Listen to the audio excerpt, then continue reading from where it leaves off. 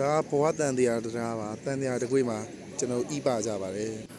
ဒါကတော့ကိုအွန်တယောက်တောင်ကြီးနဲ့ကလောမှာဘယ်နေရာကြီးသွားခဲ့ပြီးတော့ဘာတွေစားခဲ့လဲဆိုတော့ plot ပဲဖြစ်ပါတယ်ခီးထွက်ဖို့နဲ့ဗီဒီယိုရိုက်ဖို့ပစ္စည်းအကုန်လုံးဂျိုးဘိုအိတ်ထဲကိုထည့်ပြီးတော့အိတ်ချင်မှုတို့နဲ့မန္တလေးကနေစထွက်ပါတယ်ခင်ဗျာမန္တလေးမြို့မှာဒီချိန်မြန်လုံးဝ amazing ပဲခင်ဗျာပြီးရတဲ့ကိုတို့ကအမြန်လန်းဟောင်းပေးရတီအောင်မြန်မာဆိုင်မှာလက်ဖက်ရည်စွင်တောက်တဲ့မုံဝင်စားတဲ့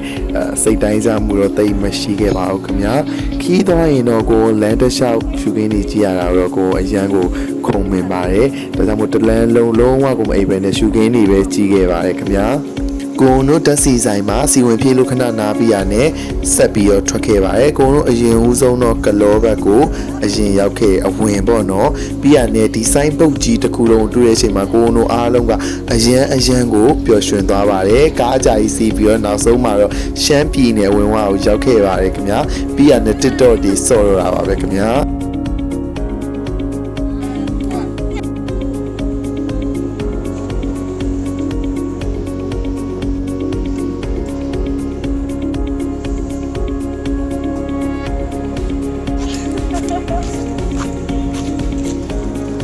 ကလောရောက်ပြီ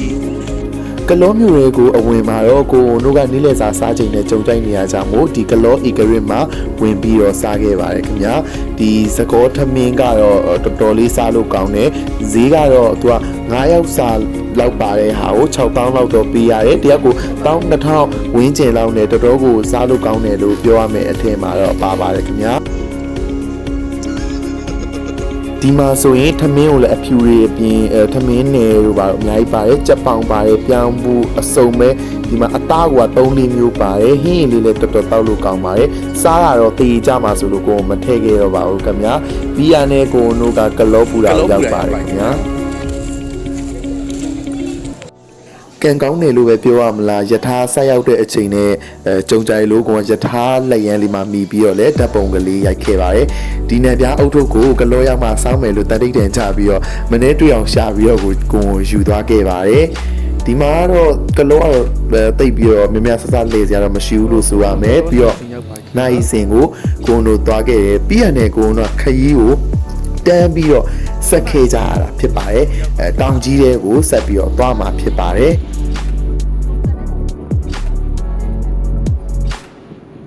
ဒါကိုတို့ကလောအောင်ပန်းကိုကြော်ခဲ့ပြီးတော့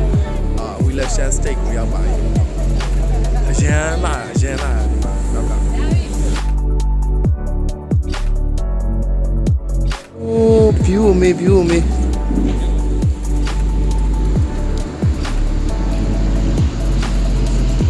းတာနဲ့ဘဝတန်တရားတရားကိုသွားမှာဖြစ်ပါတယ်ခင်ဗျာဒီဗီဒီယိုလေးက TikTok မှာတော်တော်ပေါက်သွားတဲ့အတူလေးဖြစ်ပါတယ်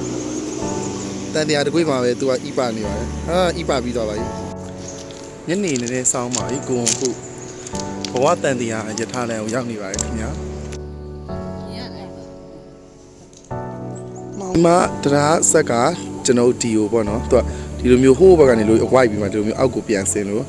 တကွေးဖြစ်လို့သူ့ဘဝတန်တရားတကားတရားပေါ့နော်ဘဝတန်တရားတရားလို့ခေါ်တာဖြစ်ပါတယ်ဘဝတန်တရားတရားဖြစ်ပါတယ်ဘဝတန်တရားကြီးတွေးမှာရှောက်ပြောနေမဝင်ခင်တောင်ကြီးရောက်ပါပြီ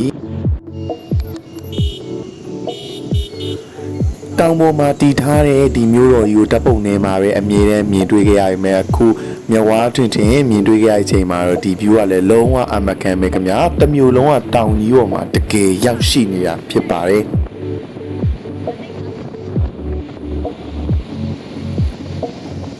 တောင်ပလန်းကနေတဆင်းတောင်ကြီးမြို့ကြီးပေါ်ကိုတို့တက်နေတာပဲဖြစ်ပါတယ်ခင်ဗျာ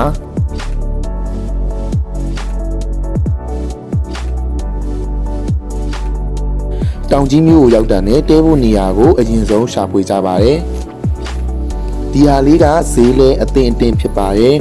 မိုတယ်ဆိုပေမဲ့တယောက်ကို18000ဝန်းကျင်လောက်ပဲကြာတင်တဲ့နေရာလေးဖြစ်ပါတယ်ဘုန်းတို့တောင်ကြီးရောက်ပြီခုတဲရမယ်ဟိုတယ်တော့မဟုတ်တော့မိုတယ်ဖြစ်မယ်တဲ့မိုတယ်ကိုရောက်ပြီရမယ်နော်တောင်ကြီးရဲ့အရန်အေးတဲ့ကာလမှာဆိုရင်ဒီခန်းလေးကရေဘူးရေအေး system လေးလည်းပါတယ်ပြီးတော့အခန်းလေးကလည်းတသက်ရလေးပဲဆိုတော့ပေးရတဲ့ဈေးနဲ့ဆိုင်ရင်တော့မစိုးဘူးလို့တော့ပြောရမယ်ခင်ဗျာအခုဒါခဏရေချိုး းလာအောင်အေးချိုးနာပြီးတော့ပြင်ညာစီဆက်သွားလာအောင်ညာစီသွားလိုက်အောင်ပဲလိုက်ခဲ့ပေးအောင်ခင်ဗျာ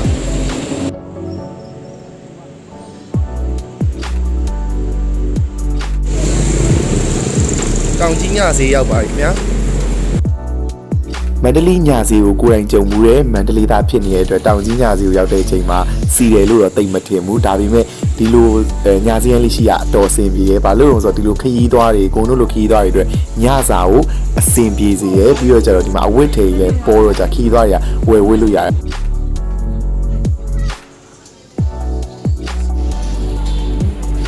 တောင်ကြီးညစီရဲမှာဝင်းတော်တာစားတောက်ဆိုင်မှာစားခဲ့ပါတယ်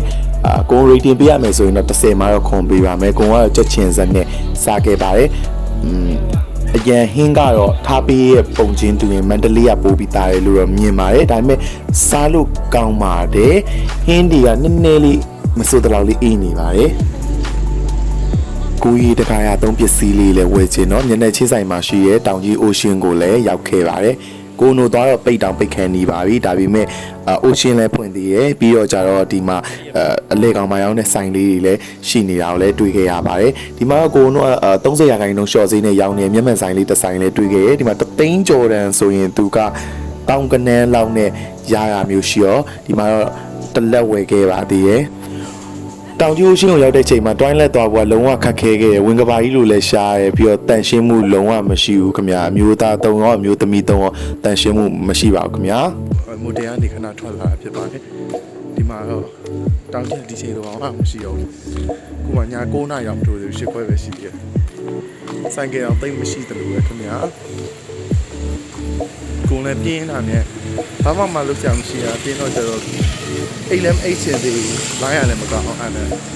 ခဏလည်းရှောက်ထွက်လာပါခင်ဗျာလမ်းလျှောက်ကအပြန်မှာကော်ဖီတောက်လိုက်မှပဲအချမ်းနည်းနည်းတော့ပြေသွားပါတယ်ခင်ဗျာကိုကမနေ့ပြန်တောင်ကြီးမှာလဲစရာရှိရကြမို့မြန်မာ1ဆက်တေးတေချာပြင်ဆင်ပြီးရတယ်ကိုကဘလော့ပစ္စည်းလည်းတေချာသိမ်းပါတယ်ဆိုရှမ်းပြည်ဘလော့ပါ2မှာတော့ပြန်လဲတွေ့ပါမယ်ကျေးဇူးများကြီးတင်ပါတယ်ခင်ဗျာ